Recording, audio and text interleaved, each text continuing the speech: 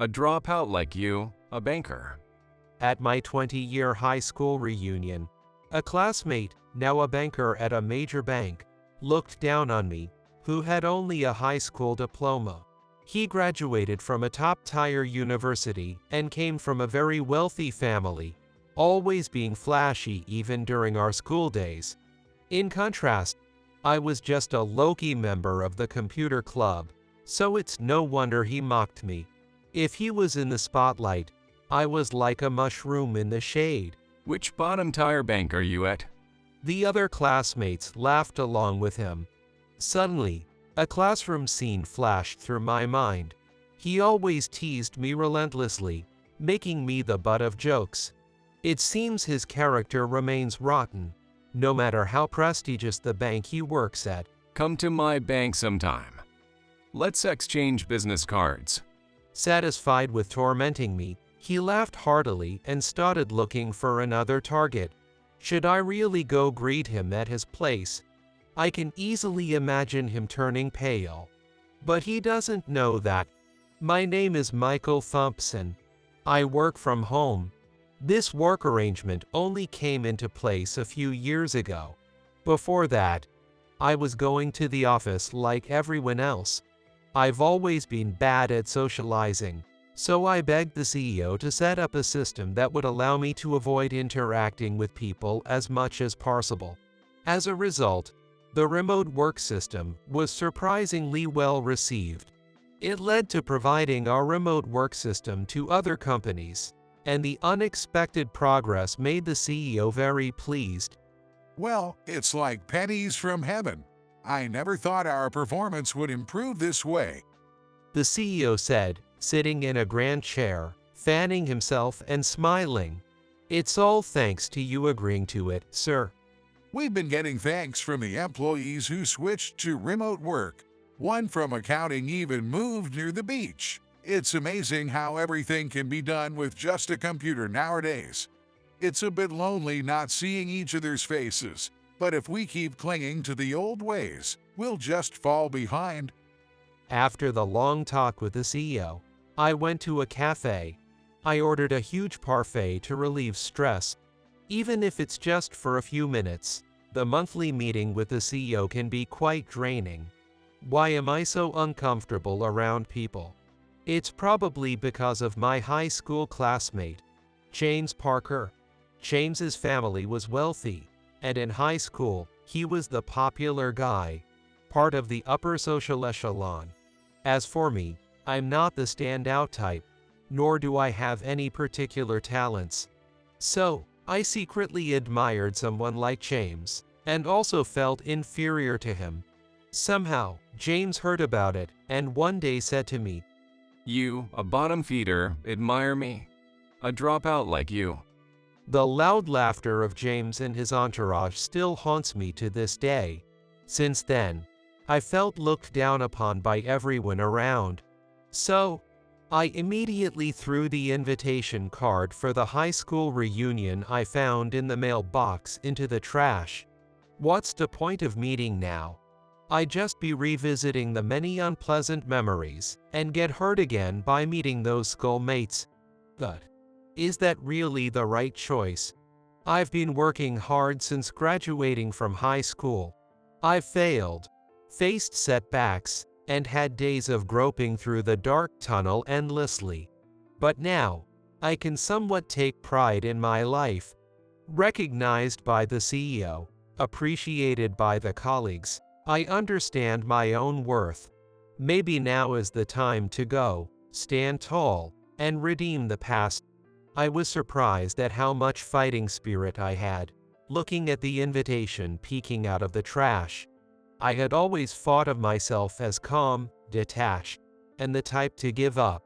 The next day, after work, I went to buy a suit and dropped the slightly bent RSVP card in the mailbox.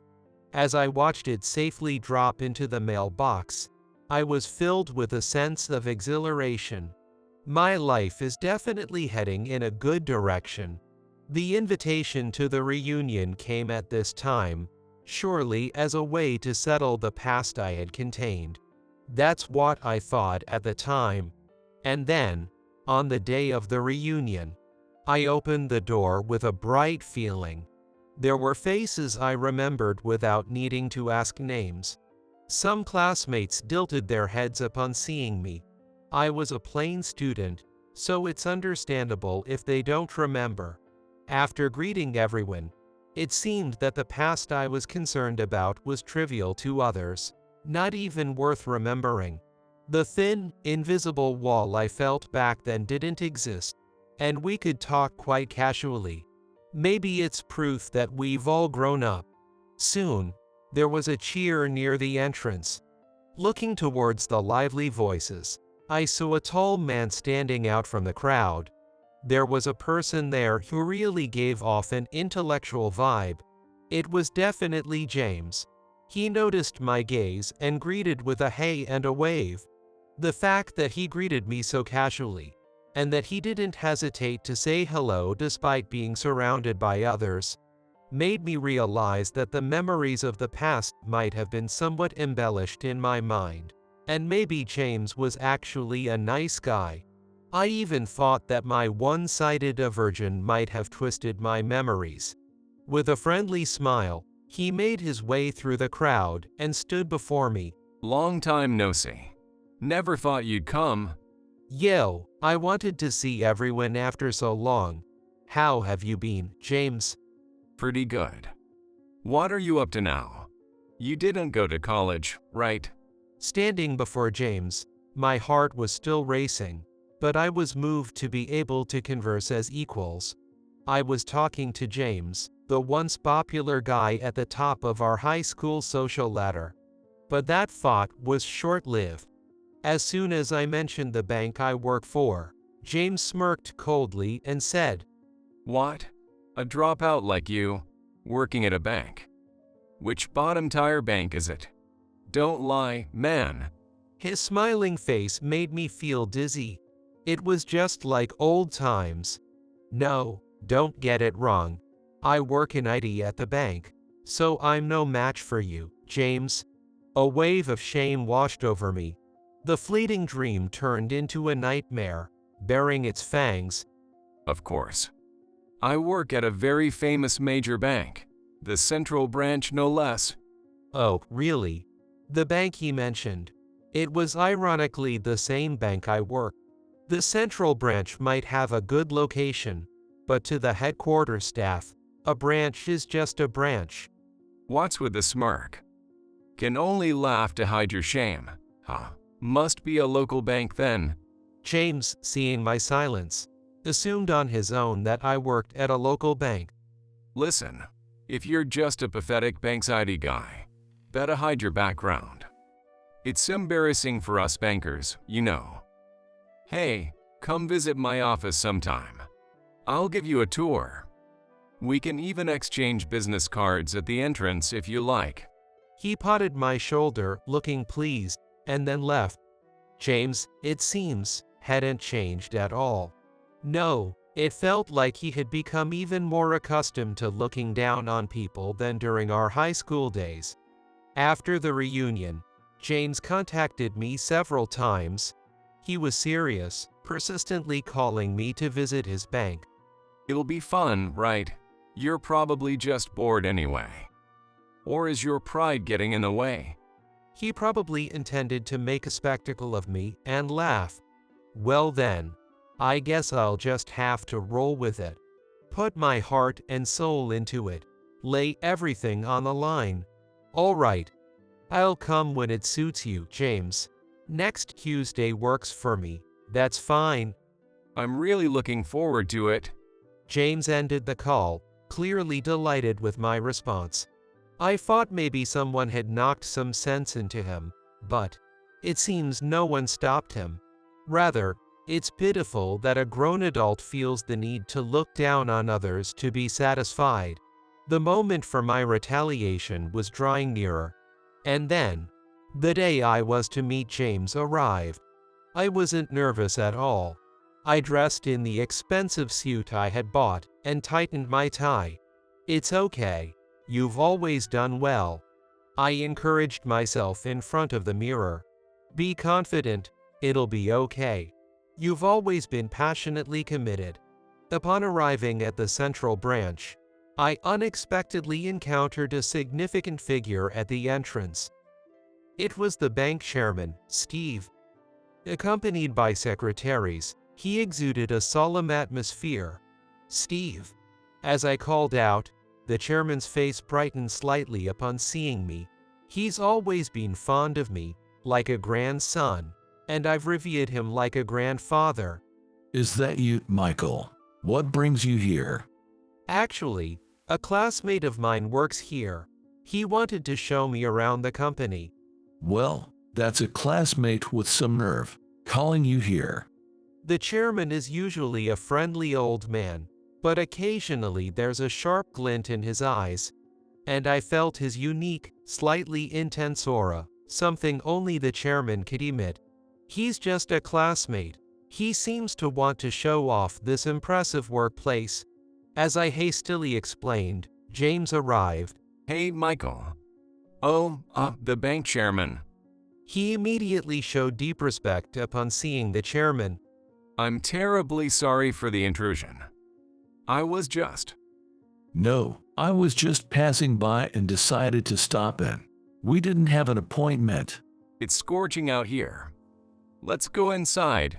James did a complete 180 in his attitude towards me and started buttering him up. Hey, Michael. Greet the man. He's the top guy at our bank. Not someone folks from a local bank usually meet. Hastily speaking to me, Steve looked puzzled and said, Well, Michael, since when are you at a local bank? Michael? James furrowed his brow hearing the chairman call my name with warmth. Steve, James is mistaken. He thinks I work at a local bank. Well, he ended our conversation before I could explain.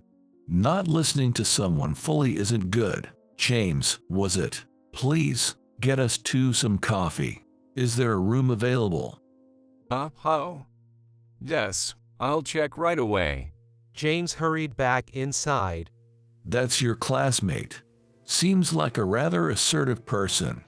Yes, he's always been the central figure, unlike me.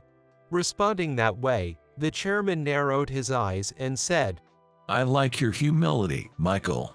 Your unassuming nature and treating everyone equally. James returned hastily with the branch manager and ushered us into the manager's office. Sitting on the luxurious sofa, I sank deep into its softness. Taking a nap on such a plush sofa would surely be comfortable. By the way, James, I brought my business card. Remember, we promised at the reunion. At my words, James responded with an embarrassed yell. Let me introduce myself again. I'm Michael Thompson from headquarters. From headquarters. Michael Thompson. At my introduction, the branch manager tilted his head, and then he let slip. Feels like I've heard that somewhere before.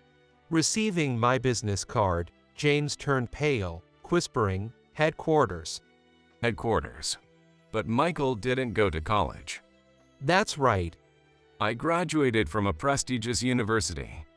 And I'm at a branch while a high school grad like you is at the headquarters. Impossible. There must be some mistake. Maybe connections, since you're close with the chairman. Hearing James's words, the chairman nodded significantly and said, Well, that's probably it. I despise arrogant people. That's why I specifically requested that such individuals not be placed at the headquarters. After being sharply riveted by the chairman, James remained silent, looking down.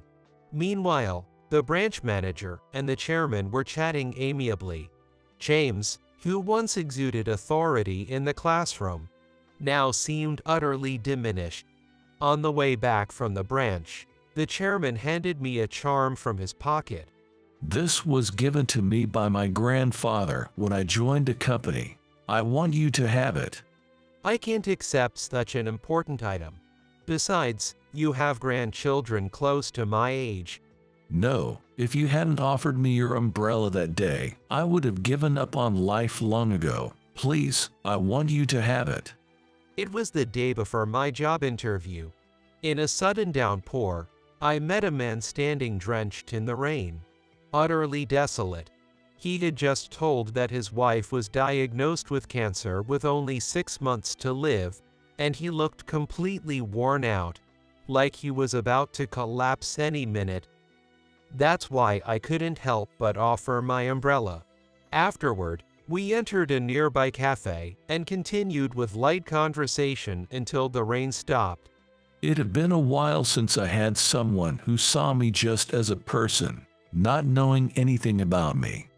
Until I entered the final interview room, I didn't know that the man I had talked to was the chairman. It was like a storybook, a fateful encounter. I was happy and grateful that he treasured our connection so much. Though the IT department was expanding and education didn't matter in the job listing, I thought it impossible to get into a major bank with just a high school diploma, and my job hunt felt like a gamble. During the interview, the interviewers seemed only interested in candidates from prestigious universities, and I felt ignored. So when I received the hiring notice, I almost called HR to confirm it wasn't a mistake. My grandfather always taught me to live honestly. He said if you ever feel lost, follow your heart, because it's always straight and true, advising never to choose a path that felt wrong. That's why I offered the umbrella. I felt something off about the chairman's condition. My heart was urging me to talk to him. I never imagined it would lead my life in such a way. I think I'll visit my grandfather's grave after a long time. Thanks to him, I became a better person. I just want to say, surely there will be times ahead when I hit a wall, feel down, blame myself, and wander in dark tunnels. But I know that no night lasts forever, no matter how long the tunnel. The sun shines in every place, no matter where you are. So no matter what comes, I will steadfastly trust in myself and wait for the dawn. For those who gave strength to the one called a dropout, I must live my life fully and repay their kindness. I've decided to live without being held back by the past.